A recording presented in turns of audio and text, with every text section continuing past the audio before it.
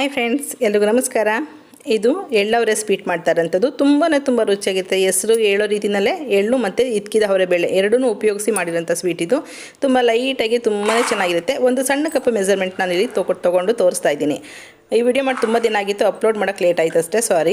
ಇದನ್ನು ಸಣ್ಣ ಒಂದು ಕಪ್ನಲ್ಲಿ 2 ಕಪ್ಪಷ್ಟು ಇದ್ಕಿದ ಅವರೆಬೇಳೆ ತೊಗೊಂಡಿದ್ದೀನಿ. ಹಾಗೆ 1/4 ಕಪ್ಪಷ್ಟು ಬೆಲ್ಲ ತೊಗೊಂಡಿದ್ದೀನಿ. ನಿಮಗೆ ಸ್ವೀಟ್ ಜಾಸ್ತಿ ಬೇಕಾದಲ್ಲಿ 1.5 ಕಪ್ ಅಥವಾ 1/4 ಕಪ್ಪಷ್ಟು ಬೆಲ್ಲನ ತೊಗೊಳ್ಬಹುದು.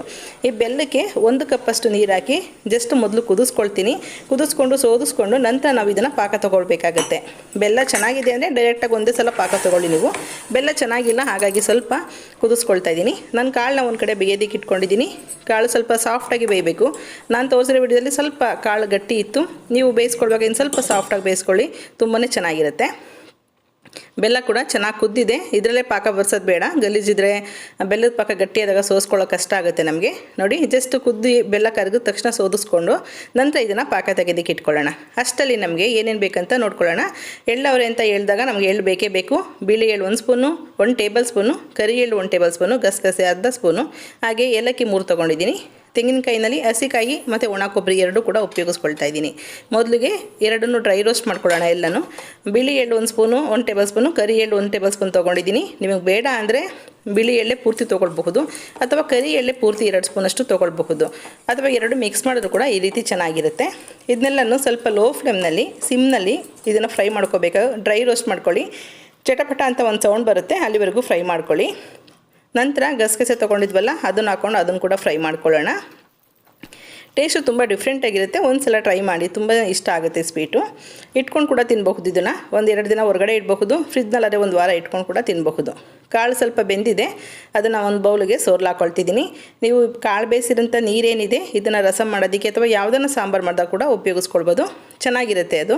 ಇಲ್ಲಿ ನಾವು ಉಪ್ಪೇನೂ ಹಾಕಿಲ್ಲ, ಡೈರೆಕ್ಟ್ ಹಸಿ ಕಾಳನ್ನ ಬರೀ ಹಾಗೆ ಸಪ್ಪೆ ರೀತಿಯಲ್ಲಿ ಬೇಯಿಸ್ಕೊಂಡಿದ್ದೀವಿ. ಅದನ್ನು ಸ್ವಲ್ಪ ಸ್ಮ್ಯಾಶ್ ಮಾಡ್ಕೋಬೇಕು, ಅಥವಾ ಕೈನಲ್ಲಿ ಕೂಡ ಇಸಗಬಹುದು. ಸ್ವಲ್ಪ ಅದನ್ನು ತಣ್ಣಗಾಗೋದಕ್ಕೆ ಬಿಡೋಣ. ಅಷ್ಟರಲ್ಲಿ ಹಸಿ ತೆಂಗಿನಕಾಯಿ ತುರಿ 1/4 ಕಪ್ಪಷ್ಟು ತೊಗೊಂಡಿದ್ದೀನಿ. ನಿಮ್ಗೆ ಇಷ್ಟ ಇದ್ದರೆ ಜಾಸ್ತಿ ಕೂಡ ಹಾಕ್ಕೊಳ್ಬಹುದು. ಒಣ ಕೊಬ್ಬರಿ ಕೂಡ 1/4 ಕಪ್ಪಷ್ಟಿದೆ, ಅಥವಾ ಈ ಕ್ವಾಂಟಿಟಿ ಇನ್ನೂ ಕಡಿಮೆ ಕೂಡ ನೀವು ಬಳಸ್ಕೊಳ್ಬಹುದು.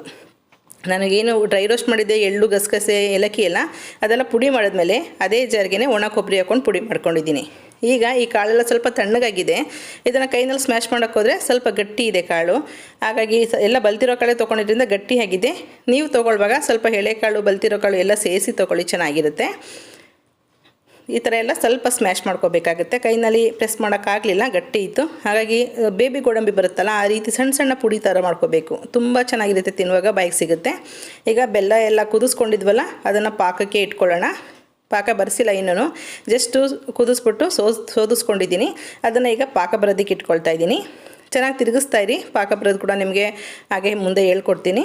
ಈಗ ಚೆನ್ನಾಗಿ ಕುದಿಬೇಕು. ಸಿಮ್ಮಲ್ಲೇ ಮಾಡ್ಕೊಳ್ಳಿ, ಬೇಗ ಹಾಕಲಿ ಅಂತೇಳಿ ತುಂಬ ಹೈ ಫ್ಲೇಮ್ ಮಾಡ್ಕೋಬೇಡಿ. ಯಾಕೆಂದರೆ ಕ್ವಾಂಟಿಟಿ ತುಂಬ ಕಡಿಮೆ ಇರೋದ್ರಿಂದ ಪಟ್ಟಂತ ತಳ ಹಿಡಿಯುತ್ತೆ. ಸೀದೋದ್ರೆ ಸ್ಮೆಲ್ಲು, ಟೇಸ್ಟು ಎರಡೂ ಚೆನ್ನಾಗಿರೋದಿಲ್ಲ.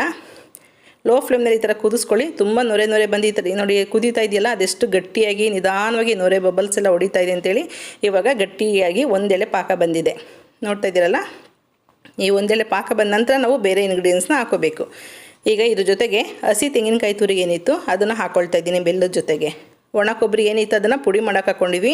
ಪುಡಿ ಮಾಡೋದು ಬೇಡ ಅಂದರೆ ನೀವು ಹೀಗೇ ಬೆಲ್ಲದ ಪಾಕದ ಜೊತೆ ಮಿಕ್ಸ್ ಮಾಡ್ಕೊಳ್ಬಹುದು. ಅದು ಸ್ವಲ್ಪ ದಪ್ಪ ತುರಿ ಇತ್ತು, ಹಾಗಾಗಿ ಒಣ ಕೊಬ್ಬರಿ ಬಾಯಿಗೆ ಸಿಕ್ಕಿದ್ರೆ ನಮ್ಮ ಮನೇಲಿ ಇಷ್ಟ ಆಗಲ್ಲ, ಹಾಗಾಗಿ ಅದನ್ನು ಪುಡಿ ಮಾಡ್ಕೊಂಡಿದ್ದೀನಿ ಅಷ್ಟೇ ರೀಸನ್ನು. ಇಲ್ಲಾಂದರೆ ಎರಡನ್ನೂ ಬೆಲ್ಲದ ಜೊತೆ ಹಾಕಿ ಕೂಡ ಮಿಕ್ಸ್ ಮಾಡ್ಕೊಳ್ಬಹುದು. ನಂತರ ನಾವೇನು ಪ್ರೆಸ್ ಮಾಡಿ ಇಟ್ಕೊಂಡಿದ್ವಿ ಅವರೆಬೇಳೆ ಬೇಯಿಸಿರೋಂಥದ್ದು ಅದನ್ನು ಹಾಕ್ಕೊಂಡು 2-3 ನಿಮಿಷದಷ್ಟು ಲೋ ಫ್ಲೇಮ್ನಲ್ಲಿ ಬೆಲ್ಲದ ಪಾಕದಲ್ಲಿ ಅದನ್ನು ಕುದಿಯೋದಕ್ಕೆ ಬಿಟ್ಕೋಬೇಕು. ಅದು ಬೆಲ್ಲದ ಪಾಕನ ಚೆನ್ನಾಗಿ ಅಬ್ಸರ್ವ್ ಮಾಡಿಕೊಂಡ್ರೆ ಸ್ವೀಟ್ನ ತುಂಬ ಚೆನ್ನಾಗಿ ಹಿಡಿದಿರುತ್ತೆ. ನಂತರ ಕೊನೆಯಲ್ಲಿ ನಾವು ಈ ಪುಡಿಗಳು ಹಾಕ್ಕೊಳ್ಬೇಕು. ಪುಡಿಗಳನ್ನ ಯಾಕೆ ಕೊನೆಯಲ್ಲಿ ಹಾಕಬೇಕಂದ್ರೆ ಪುಡಿ ಹಾಕಿದ ತಕ್ಷಣ ಪಾಕ ಗಟ್ಟಿ ಆಗಿಬಿಡುತ್ತೆ. ನಮಗೆ ಬೇಳೆ ಪಾಕದಲ್ಲಿ ಬೇಯೋದಿಲ್ಲ, ಹಾಗಾಗಿ ಬೇಳೆನ ಬೆಲ್ಲದ ಪಾಕದಲ್ಲಿ 2-3 ನಿಮಿಷದಷ್ಟು ಲೋ ಫ್ಲೇಮ್ನಲ್ಲಿ ಕುದಿಸ್ಕೊಂಡು ನಂತರ ನೀವು ಪುಡಿನ ಹಾಕ್ಕೊಳ್ಳಿ. ಕೊನೆಯ ಸ್ಟೇಜಲ್ಲಿ ಪುಡಿ ಹಾಕ್ಕೋಬೇಕು. ಪುಡಿ ಅಂದರೆ ಎಳ್ಳು ಮತ್ತು ಒಣ ಕೊಬ್ಬರಿ ಪುಡಿ. ನಂತರ ಡ್ರೈ ಫ್ರೂಟ್ಸ್ನ ಫ್ರೈ ಮಾಡಿದ್ದೀವಲ್ಲ ಅದನ್ನು ಹಾಕ್ಕೊಳ್ಳೋಣ. ನೀವಿಲ್ಲಿ ನಾನು ಬರೀ ಗೋಡಂಬಿ ಹಾಕ್ಕೊಂಡಿದ್ದೀನಿ, ಬಾದಾಮಿ, ದ್ರಾಕ್ಷಿ ಕೂಡ ಹಾಕ್ಕೊಳ್ಬಹುದು. ಎಲ್ಲ ಹಾಕ್ಕೊಂಡು ನೀವು ತುಪ್ಪ ಇಷ್ಟಪಟ್ಟರೆ ಇನ್ನೂ 2 ಸ್ಪೂನ್ ತುಪ್ಪ ಕೂಡ ಜಾಸ್ತಿ ಹಾಕ್ಕೊಳ್ಬೋದು. ನೋಡಿದ್ರಲ್ಲ ಎಷ್ಟು ಚೆನ್ನಾಗಿದೆ ಅಂತೇಳಿ, ತುಂಬಾ ರುಚಿಯಾಗಿದೆ ಫ್ರೆಂಡ್ಸ್. ಒಂದು ಸಲ ಟ್ರೈ ಮಾಡಿ.